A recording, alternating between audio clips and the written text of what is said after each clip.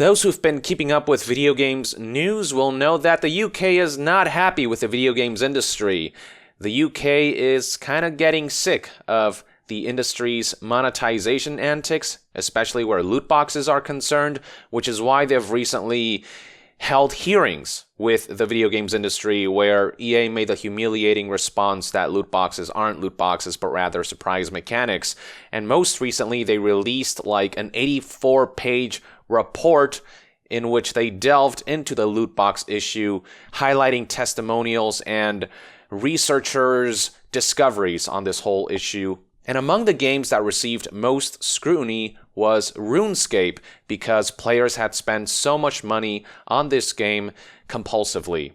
And there are two particular testimonials here that I'd like to highlight before delving further into this topic. So first, we have this player about who the UK had this to say. "We were contacted by a member of the public whose adult son built up considerable debts reported to be in excess of £50,000 through spending on microtransactions in British company Jagex's online game RuneScape. The resulting debt caused significant financial harm for both the player and his parents, whose evidence attributed the situation to the fact that Jagex has no limits on the amount of time or money players can spend on the game." And then the second testimonial is from another player who said, "I've spent over 2,000 Canadian dollars on in-game wealth and in-game progression. I'm not proud of this. I've loaded my credit card with 500 Canadian dollars in one night to skip hundreds of hours of content I didn't find enjoyable to unlock achievements because of a promotion they were running. I've spent 300 Canadian dollars in 20 minutes legally on in-game wealth I lost instantly gambling because I wanted more in-game wealth to purchase better gear." And then this report also highlights the fact that RuneScape's developer, Jagex, they generate about 1/3 of its revenue from microtransactions, with 2/3 coming from alternative subscription model. This is a free-to-play game, but they have multiple monetization avenues, and while free-to-play games do have more wiggle room in terms of how they can monetize their game because there is no upfront cost, there are still certain lines, and RuneScape, in many regards, crosses that line, at least according to many users who have complained about the game, especially after this report came out. And news outlet Kotaku recently published an article highlighting the fact that a RuneScape player had spent $62,000 on microtransactions, and the outlet also reached out to other players because the community currently is pretty pissed after hearing that Jagex just let this happen and that they aren't taking any responsibility. They're not holding themselves accountable to ensuring that players are spending responsibly. About all that, here's what Kotaku had to say. They began by highlighting exactly how monetization has evolved over the years for RuneScape and how they work now. On that front, here's what the article states. "RuneScape players' beef with microtransactions started in 2012 with the game's Squeal of Fortune update, which let players spin a wheel in exchange for armor, money, or experience points. Players could buy the opportunity to spin the wheel too, with 10 spins going for $5 and 200 plus 250 bonus spins going for $100. And then a quote reads, "This was met with some severe backlash at the time," said one longtime RuneScape player who goes by Jake. "Mind you, in the beginning, the XP and gold available for purchase through the gambling was completely not worth it and pretty minuscule, but people, rightly, were worried for the future." Now this right here, where you can directly put money into a roulette spin, that should constitute real gambling, and yet the ESRB and numerous video game ratings boards didn't do anything about this, or maybe they weren't aware of this. Either way, the game's rating remained the same. This definitely goes beyond simulated gambling at this point. As per the ESRB's own stipulation, video games featuring gambling with real currency should be rated adults only, but alas, the video games industry doesn't really care about regulating gambling because gambling is such a major source of revenue. From there, Kotaku further highlighted how monetization works now, how it has evolved to what it is today. Squeal of Fortune was replaced by Treasure Hunter, which gave players the option to open chests containing random items with keys they earned or purchased, so just flat out loot boxes, which, as far as I'm concerned, are as good as real gambling, real currency gambling. So all they really did was swap one gambling system for another, except the roulette stuff is more blatantly gambling, the loot box stuff is more subtle gambling, at least in the eyes of the current law. Runescape once offered a promotion in Treasure Hunter called Prize Pool, which let players gamble on winnings for better prizes at the risk of losing everything. Does it get any more blatant than this? On top of Treasure Hunter, RuneScape has also offered Bonds, a Fortnite-inspired Rune Pass, and paid features like Rune Metrics, which let players see gameplay stats, more action bars, and increased bank space. An $11 monthly RuneScape membership unlocks quests, skills, and mini-games. You can see all of that on RuneScape's official website. If you click on the Shop tab right here, you can see everything from the membership, with varying price points. There's Treasure Hunter, where you can get keys that allow you to open loot boxes, which yield random items that contain an item of unique value from common to rare. Exactly how traditional loot boxes work. And then if we look right here, there's the Bonds. Bonds are in-game items redeemable for membership, keys, and rune coins, unlocking a world of possibilities and items through Solomon's General Store.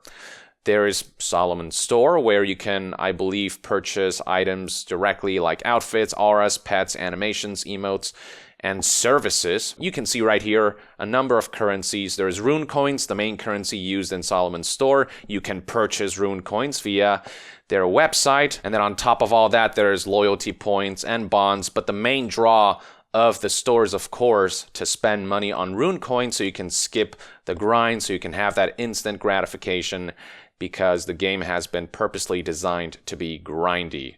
There's Rune Metrics Pro, which is what Kotaku described, and that has its own membership with monthly cost or yearly cost, depending on which model you select. So on and so forth. There is a slew of monetization tactics here, and it is a lot. Even for a free-to-play game, this just is ridiculous in terms of how far they're taking this. Then, scrolling down here, the article highlighted the financial gains that Jagex has from all this. This excerpt reads, Jagex said it makes a third of its revenue from the 10% of its players who spend money on microtransactions. So notice how it's a minority of players who engage in this kind of monetization, who essentially get to define the state of a game. It's these big spenders who game companies tailor games around. And that's why, even though there's a majority who agree that microtransactions, loot boxes, all this crap is detrimental to a gameplay experience, I've seen a lot of people try to argue, well, it's the consumer's fault. They're the ones spending money on this stuff. Just keep in mind that the majority of us are not engaging in microtransactions. It's just this minority, and they're the ones who ultimately dictate the shape of the game. And the minority here, they spend on this stuff because they either have the money to spend, because they're just knee-deep in cash, or because they're addicted to this stuff, and even though they don't make as much money as the top 1%, even though they're not rich, whatever money they do make, they compulsively spend on these microtransactions. And then right here, Kotaku further detailed the financial gains by saying, in April, Jagex announced their highest revenues ever with $115 million made in 2018. Jagex's CEO described it as the fourth successive year of significant growth. The article then moves on to highlight a few more testimonials from players who are not happy with the state of the game, especially after learning about the player who spends $62,000. So Kotaku interviewed a few of these people. One player, named Ben, said, "The nature of loot boxes I do find very predatory. The fact that they hide the true value of items and experience to get more money from players is particularly nefarious. I think that players would be a little less critical if they just sold experience outright." Now, his alternative suggestion, that has implications of making RuneScape pay to win, which has its own set of manipulative elements, so I don't think that's actually an ideal solution. I think they should just stick to upfront purchasable cosmetics. That's the best way to handle free-to-play games, and we have seen over the years that people do place a lot of value in these cosmetics. So if they can price cosmetics correctly, and if they can ensure that systems aren't compromised, that rewards are still kept intact for people who don't choose to spend money, as long as they get the balance right, people will tolerate the microtransactions in a free-to-play title. And then we have another player who was quoted talking about why he feels the microtransactions in this game are so controversial. He said, "A combination of especially aggressive treasure hunter promos, a lack of content updates for several months, and a strong feeling from the RuneScape community that they're being taken advantage of." Yes, you are being taken advantage of. That's exactly the whole point of microtransactions, loot boxes. The core intent is to take advantage of people, so they'll spend money regardless of the effect that these systems might have mentally and financially. Outrage over microtransactions and RuneScape isn't a new thing. There's just an overwhelming sense of this company really doesn't care about us when they keep pushing these promotions after many years of being told to stop, or at least tone down, without any signs of interest from Jagex. They do not care about you. They only care about that 10% right here. The ones making them the big bucks, they're the ones who they ultimately care about. And caring is kind of not the right word to use here. They don't actually look out for these folks. It's more about how do we nickel and dime these players? How do we squeeze them as best we can? That's the mentality behind their focus on this 10% of players. Finally, we have a testimonial from one player who admitted that they are a whale. This player provided the following statement: "When I got older and got a job, I started to buy these microtransactions myself. I'd say I've spent over £500 on RuneScape's microtransactions alone. And that's a conservative amount compared to most games I've played," he said. Eventually, the player said he began to feel like he had cheated and hadn't actually achieved anything because of the overpowered promotions. His friends called him Microtransactions Man. He got to skip the grind, but as a result, he didn't really play the game. It was pay to skip, which is a tactic that a lot of mobile games and AAA games now use. This player further elaborated that they've decided to go back to the old school version of the game, which is lighter on the microtransactions. And this player concluded by stating, "Because of these microtransactions, it made me realize how much I was spending on something I didn't even need or enjoy in the end, and made me actually stop buying them in all games." I'm glad they had this realization finally.